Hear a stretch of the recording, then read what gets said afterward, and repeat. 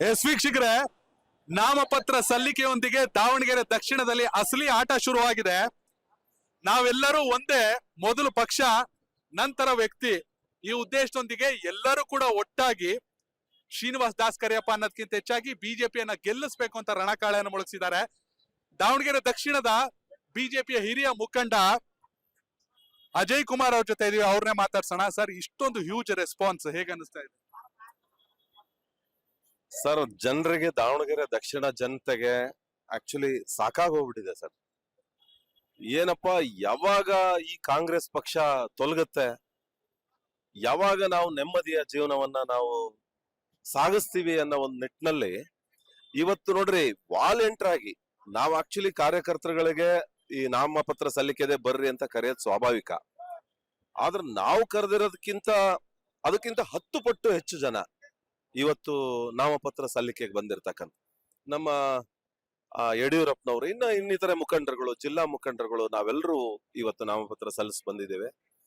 ಸುಮಾರು ನಾವು ಕಲ್ಪನೆನೇ ಮೀರಿ ಇವತ್ತು ಜನ ಸೇರಿರ್ತಕ್ಕಂಥದ್ದು. ನಮಗೆಲ್ಲ ಒಂದು ಹೊಸ ಹುಮ್ಮಸ್ಸು ಬಂದಿದೆ. ಯಾಕಂದ್ರೆ ನಾವೆಲ್ಲ ಅನ್ಕೊಂಡಿದ್ವಿ ಸುಮಾರು ಒಂದು 15ರಿಂದ 20 ಸಾವಿರ ಜನ ಬರ್ಬೋದು ಅಂತ. ಅದು 2 ಪಟ್ಟು ಹೆಚ್ಚು ಜನ ಆಗಿರೋದ್ರಿಂದ ನನ್ನಲ್ಲಿ ಅಂತಲ್ಲ, ಆಕ್ಚುಲಿ ಇಲ್ಲಿರ್ತಕ್ಕಂಥ ಏನ್ ನಾಮಪತ್ರ ಸಲ್ಲಿಕೆಗೆ ಬಂದಿರತಕ್ಕಂಥ ಎಲ್ಲ ಕಾರ್ಯಕರ್ತರಲ್ಲಿ, ಎಲ್ಲ ಸಾರ್ವಜನಿಕರಲ್ಲಿ, ಎಲ್ಲ ಮತದಾರ ಬಂಧುಗಳಲ್ಲಿ ಅವ್ರಿಗೆ ಹೊಸ ಒಂದು ಚೈತನ್ಯ ಮೂಡಿದೆ.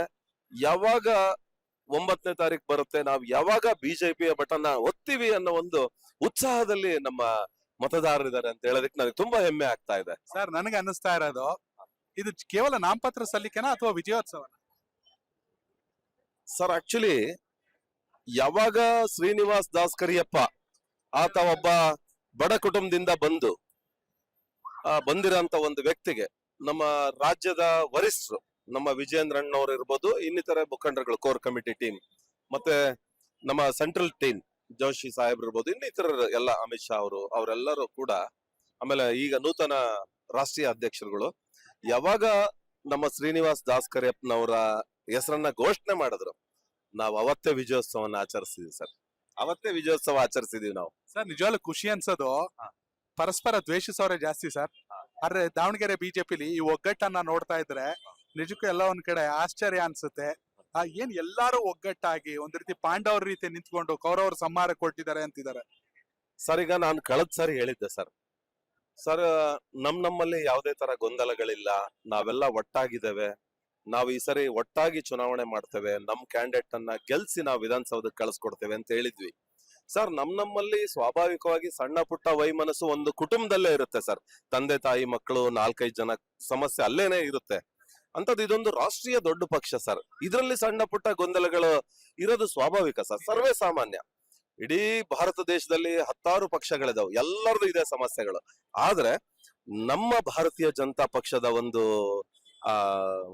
ಕಾರ್ಯಕರ್ತರುಗಳ ಮನಸ್ಥಿತಿ ಏನಂದ್ರೆ, ಅವರಲ್ಲಿರ್ತಕ್ಕಂಥ ಒಂದು ಆತ್ಮೀಯತೆ, ಬಾಂಧವ್ಯ, ನಮ್ಮ ಒಂದು ರಾಷ್ಟ್ರೀಯ ಪಕ್ಷದ ಜೊತೆಗಿರೋ ಒಡನಾಟ, ಅದನ್ನ ಯಾವತ್ತು ನಾವು ಆ ಸಂಬಂಧಗಳನ್ನ ಬಿಟ್ಕೊಡಲ್ಲ ಸರ್.